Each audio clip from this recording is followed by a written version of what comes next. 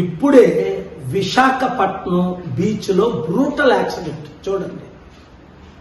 ఎంత heart breaking అంటే, helmet పెట్టుకోండి అని ఈస్ట్ గోదావరి పాయకరావుపేట యాక్సిడెంట్ టైంలో 3 నెలల క్రిందట చెప్పాను. తెలంగాణలో బై రోడ్ యాక్సిడెంట్లు అవుతుంటే వరంగల్లో ఆ రూట్లో చెప్పాను. పిల్లలు పట్టించుకుంటున్నారా? ఒక హెల్మెట్ 500, 1000 రూపాయలు. తల్లిదండ్రులు మీరు హెల్మెట్ లేకుండా మీ పిల్లలు బయటకు పంపించకండి. స్టూడెంట్స్ మీరు హెల్మెట్ లేకుండా బయటికి రాకండి. ఎన్ని వందల ప్రాణాలు, వేల ప్రాణాలు పోతున్నాయి ఇలాగా.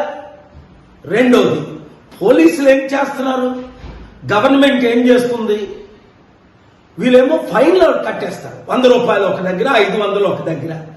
10 సార్లు ఫైన్ వేసిన డబ్బు కొరకు చూసుకుంటున్నారే తప్ప ప్రాణాలు కాపాడుతున్నారా?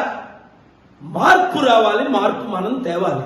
ఇక్కడ విశాఖపట్నం పోలీస్ కమిషనర్ ఇమీడియట్ గా, ఆంధ్రప్రదేశ్ ఏ గవర్నమెంట్ వచ్చినా ఇమీడియట్ గా ఏం చేయాలి అంటే 500 రూపాయలు హెల్మెట్లు రెడీ చేసి హోల్సేల్ కంపెనీ ఆర్డర్ ఇచ్చి ఫైన్ వేయకుండా 500 రూపాయలు కట్టించుకొని, అలాగే తెలంగాణ ముఖ్యమంత్రి కూడా ఇట్లా చేస్తే ప్రాణాలు కాపాడతాం.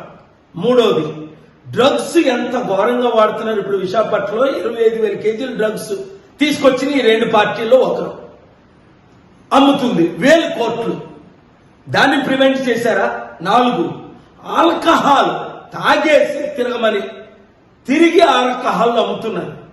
ఎంత ఘోరంగా గవర్నమెంట్ ఉంది, చట్టాలు ఉన్నాయి, పోలీసులు పనిచేస్తున్నారు, పిల్లలు కేర్లెస్ గా తిరుగుతున్నారు. ఇవన్నీ మార్పు రావాలంటే నేను చేయగలను. ఇలాంటి మార్పులు నేను యాక్షన్ తీసుకుంటున్నాను. ఈ వీడియో ప్రతి మీడియా ద్వారా ప్రాణాలు కాపాడుదామన్న వారందరూ ప్రతి ఇంటికి రీచ్ అయ్యేటట్టు, ప్రతి యూత్కి రీచ్ అయ్యేటట్టు, ప్రతి ఆఫీస్కి రీచ్ అయ్యేటట్టు షేర్ చేయాలి.